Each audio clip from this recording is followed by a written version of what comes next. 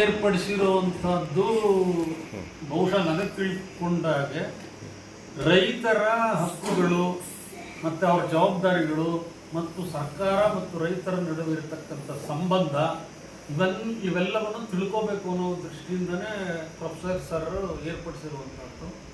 ನಾನು ಇಲ್ಲಿ ಬರಲಿಕ್ಕೆ ಒಂದು ಕಾರಣ ಏನು ಅಂತಂದರೆ, ನಾನು ಸುಮಾರು ಒಂದು 6-7 ತಿಂಗಳಿಂದ ಒಂದು ಭೂಕಂದಾಯ ಆಡಳಿತ ನಡೆದು ಬಂದ ದಾರಿ ಅಂತ ಒಂದು ಪುಸ್ತಕವನ್ನು ಬಿಡುಗಡೆ ಮಾಡಿದೆ. ನಾನು ಬರೆದದ್ದು ಅದನ್ನು ಸರ್ ಅವರು ಓದಿ ಅದನ್ನು ಮೆಚ್ಚಿ ಇಲ್ಲಿ ಈ ಥರ ಒಂದು ಕಾರ್ಯಕ್ರಮ ಇಟ್ಕೊಂಡಿದ್ದೀವಿ, ಅಲ್ಲಿ ಬಂದು ನೀವು ಮಾತಾಡಬೇಕು ಅಂತ ಹೇಳ್ಬಿಟ್ಟು ನನ್ನನ್ನು ಕೇಳಿಕೊಂಡು ಆ ಕಾರಣದಿಂದ ಇಲ್ಲಿ ಬಂದಿದ್ದೀವಿ.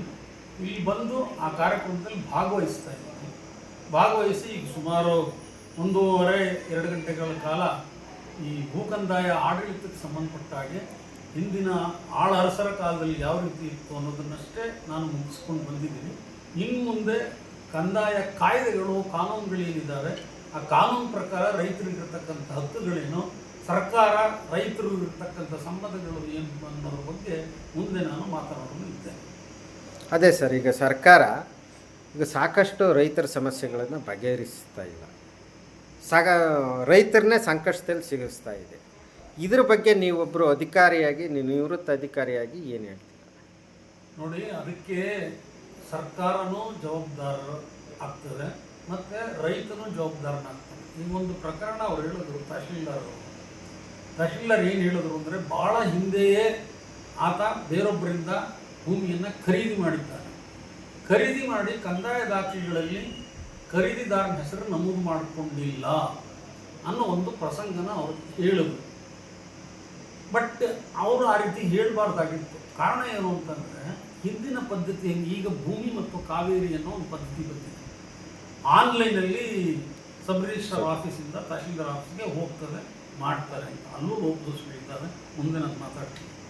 ಹಿಂದೆ ಏನಾಗ್ತಿತ್ತು ಅಂದರೆ, ಯಾರೇ ಒಬ್ಬ ಭೂಮಿಯನ್ನು ಖರೀದಿಸಿದರೆ ಆ ಖರೀದಿಸಿದವನು ಯಾರು, ಖರೀದಿ ಕೊಡಲ್ಪಟ್ಟವನು ಯಾರು ಅಂತ ಒಂದು ಜೆ ಸ್ಲಿಪ್ ಅಂತ ಬರ್ತಿತ್ತು.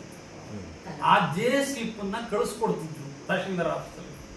ಆ ಜೆ ಸ್ಲಿಪ್ಪು ಆ ತಹಶೀಲ್ದಾರ್ ಆಫೀಸಿಗೆ ಬಂದ 15 ದಿನದಲ್ಲಿ ಅದನ್ನು ನೋಡಿಕೊಂಡು ಫಾರಮ್ 21A ಅಂತ ಹೊರಡಿಸಿ ಅದನ್ನು ಚಾವಡಿನಲ್ಲಿ ಪ್ರದರ್ಶಿಸಬೇಕು. ಮತ್ತು ಯಾರೆಲ್ಲ ಅದರ ಆಸಕ್ತಿ ಉಳ್ಳವರಿಗೆಲ್ಲ ಆ ನೋಟಿಸನ್ನು ಕೊಡಬೇಕು ಅಂತ ಇತ್ತು. ದುರಂತ ಅಂದರೆ ಏನು ಅಂತ ಅಂದರೆ, ಆ ಜೆ ಸ್ಲಿಪ್ ಬಂದಿರೋದು ಯಾರೋ ಒಬ್ಬ ಕೇಸ್ ವರ್ಕರ್ಗೆ ಬರುತ್ತೆ. ಆ ಕೇಸ್ ವರ್ಕರ್ ಎಡವಟ್ಟಿಂದನೋ ಅಥವಾ ಉದ್ದೇಶಪೂರ್ವಕವೋ ಅದನ್ನು ಮಿಸ್ ಮಾಡ್ತಾರೆ. ಇದು ಭಾಳ ಕಾಲದಿಂದ ನಡ್ಕೊಂಡು ಬಂದಿರತಕ್ಕಂಥದ್ದು. ಅದು ತಹಶೀಲ್ದಾರ್ ಆಫೀಸ್ ಜವಾಬ್ದಾರಿನ ರೈತನ ಏನೋ ಹೊಣೆಗಾರಿಕೆ ಇಲ್ಲ, ಅಲ್ಲಿ ರೈತನ ಏನೂ ಇಲ್ಲ, ಅಲ್ಲಿ ಮಾಡಿರ್ತಾರೆ. ಒಂದು ವೇಳೆ ಜೆ ಎಸ್ ಟಿ ಬಂದಿಲ್ಲ ಅಂತ ಅಂದರೆ ನಾವಾದರೂ ಹೋಗಿ ಅರ್ಜಿ ಮೂಲಕ ಏನದು ಸೇಲ್ ಡೀಡ್ ಇತ್ತಲ್ಲ, ಕ್ರಯಪತ್ರ, ಅದನ್ನು ಕೊಟ್ಟಿದ್ರೆ ಅದನ್ನು ಮಾಡ್ತಿದ್ರು ಅಂತ.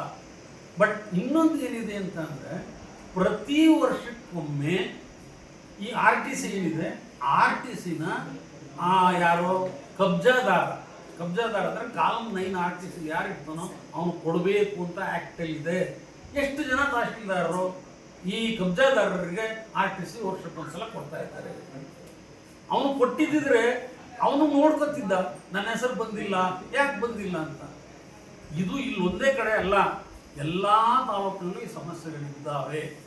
ಆದರೆ ಏನಾಯಿತು, ಮತ್ತೆ ಒಂದು ಕೋರ್ಟ್ ಆರ್ಡರ್ ಬಂತು ಹೈಕೋರ್ಟಲ್ಲಿ. 12 ವರ್ಷಗಳವರೆಗೂ ಅವನ ಕಂದಾಯ ದಾಖಲೆಯಲ್ಲಿ ಖರೀದಿದಾರನ ಹೆಸರು ಬರಲಿಲ್ಲ ಅಂದರೆ ಅದು ಸಿವಿಲ್ ಕೋರ್ಟಲ್ಲಿ ಆರ್ಡರ್ ಆಗಬೇಕು ಅಂತ. ನೋಡಿ, ಅದನ್ನು ಸರ್ಕಾರ ಅದಾಗಲ್ಲ, ಯಾವುದೇ ಸಂದರ್ಭದಲ್ಲೂ ಕೊಟ್ಟರು ಕೂಡ ಅದನ್ನು ಮಾಡಿಕೊಡಿ ಅಂತ ಅದಕ್ಕೆ ಮೇಲೆ ಮನವಿ ಸಲ್ಲಿಸಿ ಅದನ್ನೇನೋ ಮಾಡ್ಕೋಬೇಕಾಗಿತ್ತು, ಅದು ಮಾಡಲಿಲ್ಲ ಸರ್ಕಾರ. ಬಟ್ ಈಗ ಇದೆಯೋ ಅಥವಾ ಹೋಗಿದೆಯೋ ಅದು ನನಗೆ ಗೊತ್ತಿಲ್ಲ.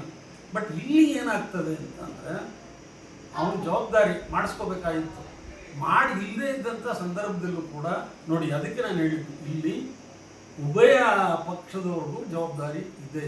ಆ ಜವಾಬ್ದಾರಿ ಹೋಗಬೇಕು ಅಂತಂದರೆ ರೈತ ಎಚ್ಚೆತ್ಕೋಬೇಕು ಅಂತಂದರೆ ಇಂತಿಂಥ ಶಿಬಿರಗಳು ಕಾಲಕ್ಕೆ ಬೇರೆ ಬೇರೆ ಕಡೆಯೆಲ್ಲ ಆಗಬೇಕು. ಆಮೇಲೆ ಏನೋ ಕೆಲವ್ರದ್ದು ಏನಾಗುತ್ತೆ, ಈಗ MLA ಕಡೆಯಿಂದ ಇನ್ಫ್ಲೂಯೆನ್ಸ್ ಮಾಡೋದು, ಮಿನಿಸ್ಟರ್ ಕಡೆಯಿಂದ ಇನ್ಫ್ಲೂಯೆನ್ಸ್ ಮಾಡೋದು, ಇವೆಲ್ಲ ಮಾಡಿ ಕೆಲಸ ಮಾಡಿಸ್ಕೊಳ್ಳೋ ಜನನೂ ಇದ್ದಾರೆ. ಕೆಲವರು ಆ ತಹಶೀಲ್ದಾರ್ ಆಫೀಸಲ್ಲಿ ಯಾರಿಗೋ ದುಡ್ಡು ಕೊಡೋದು ಇವೆಲ್ಲ ಇದ್ದಾವೆ. ಅದಕ್ಕೆ ಕೆಲಸ ತಹಶೀಲ್ದಾರ್ ಆಫೀಸಲ್ಲಿ ದುಡ್ಡು ಕೆಳಗಡೆ ಕೇಳ್ತಾನೋ ತಹಶೀಲ್ದಾರ ಕೇಳ್ತಾನೋ ಅದು ನನಗೆ ಗೊತ್ತಿಲ್ಲ. ಒಟ್ಟಿನಲ್ಲಿ ಅದು ನಡೆಯೋದು ಉಂಟು. ಈ ಥರ ನಡವಳಿಕೆ ಇರೋದ್ರಿಂದ ಏನಾಗಿದೆ, ರೈತ ಸಂಕಷ್ಟಕ್ಕೆ ಈಡಾಗಿದ್ದಾನೆ ಅಂತ ಹೇಳಲಿಕ್ಕೆ ಸಾಧ್ಯತೆ ಇದೆ.